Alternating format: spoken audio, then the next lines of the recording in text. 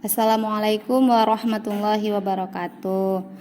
Di sini saya akan menjelaskan salah satu metode simplex yang dimana ini adalah salah satu materi dari mata kuliah program linier.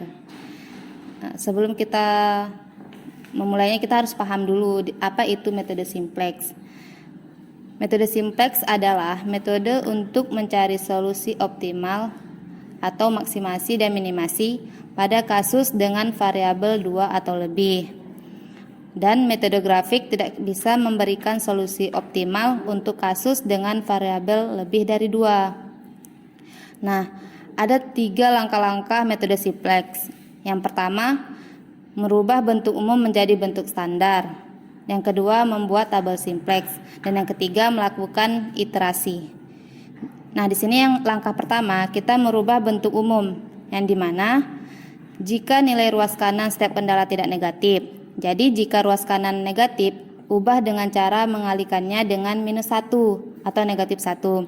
Yang dimana contohnya itu 2x1 ditambah 3x2 kurang dari sama dengan -30 menjadi -2x1 dikurang 3x2 kurang dari sama dengan 30.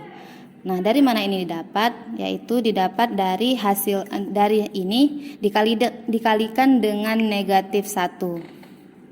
Kemudian fungsi kendala berbentuk persamaan. Yang dimana contohnya itu 2x1 ditambah 3x2 kurang dari sama dengan 60 menjadi 2x1 ditambah 3x2 ditambah s1 sama dengan 60. Kemudian yang contoh yang kedua, 2x1 ditambah 3x2 kurang dari sama dengan lebih dari sama dengan 60 menjadi 2x1 ditambah 3x2 kurang s1 sama dengan 60. Nah, di sini fungsi tujuan berbentuk maksimum. Jadi jika fungsi tujuan berbentuk minimum, ubah dengan cara mengalihkannya dengan -1.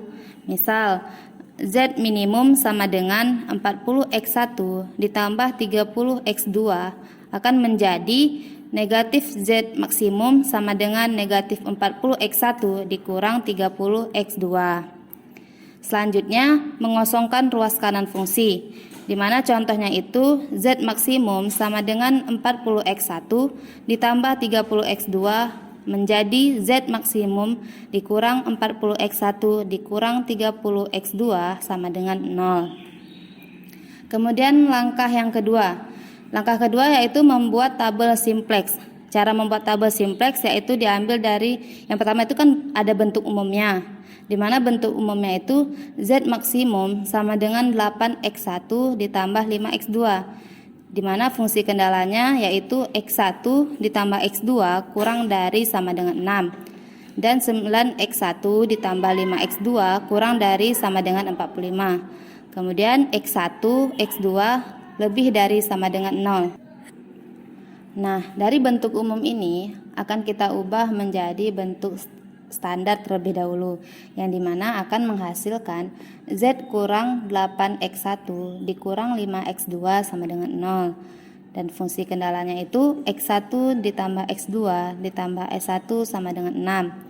9x1 ditambah 5x2 ditambah s2 sama dengan 45. Dari hasil bentuk standar tadi, maka kita dapat membuat tabel simplexnya, yang dimana dari S1-nya itu didapat 1, 1, 1, 0 dan nilai kanannya 6. Kemudian untuk S2-nya didapat 9, 5, 0, 1 dan nilai kanannya 45. Kemudian Z-nya didapat negatif 8, negatif 5, 0, 1 dan nilai kanannya 0. Kemudian langkah yang ketiga kita melakukan iterasi, yang dimana pertama jika Z maksimum maka kolom kunci adalah nilai negatif tertinggi.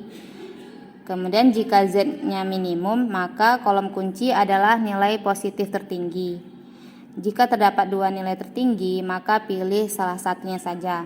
Kemudian kita cari baris kunci, yang dimana baris kunci itu adalah baris yang memiliki nilai indeks positif terkecil. yang dimana cara untuk mendapatkan nilai indeks tersebut adalah indeks sama dengan NK dibagi dengan kolom kunci, yang dimana NK itu adalah nilai kanan. Kemudian jika kolom kunci 0 atau negatif dapat diabaikan. Nah, selanjutnya kita cari nilai kunci, yang dimana nilai yang terdapat pada persilangan kolom kunci dan baris kunci. Di sini kolom kuncinya yaitu 1, 9, dan negatif 8. Dan baris kuncinya adalah 9, 5, 0, 1, dan 45. Kemudian langkah selanjutnya kita mengganti varian keluar dengan varian masuk, di mana kita mencari baris baru pada baris kunci dengan membagi masing-masing nilai baris dengan nilai kunci, yang dimana di sini kan nilai baris kuncinya kan ada 9, 5, 0, 1, 45. Nah, di sini kan nilai kuncinya itu kan 9. Jadi setiap 9, 5, 0, 1, 45 ini dibagi dengan 9, maka didapat hasilnya 9 bagi 9 kan 1, makanya di sini hasilnya 1. 5 bagi 9 kan 5 per 9, 0 bagi 9 0, 1 bagi 9 1 per 9, 45 bagi 9 sama dengan 45 bagi 9 sama dengan 5. Kemudian kita cari nilai baru pada baris lain, yang dimana caranya itu nilai lama dikurang dengan nilai baru baris kunci dikali nilai kolom kunci. Selanjutnya kita mencari nilai baru pada baris lain, di mana cara mencarinya nilai lama dikurang dengan nilai baru baris kunci dikali nilai kolom kunci. Nah, di sebelah kanan ini nilai lamanya. Yang sebelah kiri ini kita anggap dulu itu kosong. Kemudian ini nilai baru baris kunci ada 1, 5 per 9, 0, 1 per 9, 5. Nah, cara tadi bagaimana? Nilai lama dikurang nilai baru baris kunci dikali nilai kolom kunci. Nilai baru baris kuncinya yang mana? Kan 1.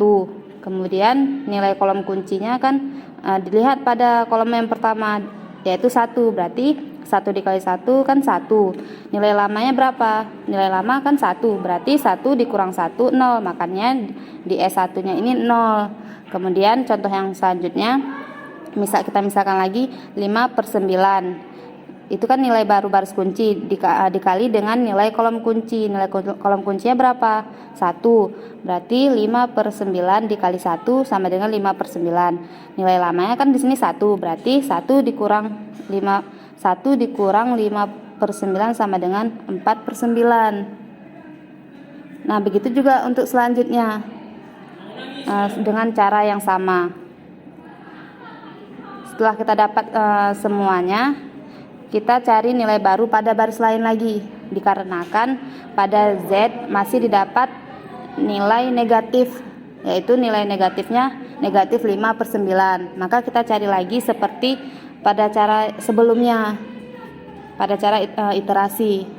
Nah, setelah dicari ulang seperti cara yang tadi, maka didapat kesimpulannya X1-nya sama dengan 15 per 4, X2-nya sama dengan 9 per 4, dan Z-nya sama dengan 165 per 4. Karena pada baris Z tidak terdapat nilai minus, maka iterasi kedua sudah menghasilkan solusi optimal. Sekian presentasi dari saya, semoga bermanfaat. Wabillahi taufiq wal hidayah. Wassalamualaikum warahmatullahi wabarakatuh.